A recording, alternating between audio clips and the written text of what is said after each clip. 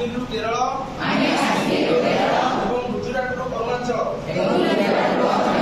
ଏହି ସର୍ଭେ କରିବାକୁ ଯାଉଛୁ ଏବଂ ସଚୋଟ ଭାବେ ତଥ୍ୟ ସଂଗ୍ରହ କରିଛୁ।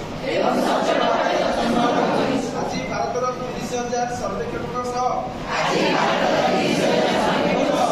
ମୁଁ ଭାରତର ସର୍ବବୃହତ ନାଗରିକମାନଙ୍କ ଦ୍ୱାରା କରାଯାଇଥିବା ସର୍ଭେର ଅଂଶଗ୍ରହଣ କରିବାକୁ ଯାଉଛି।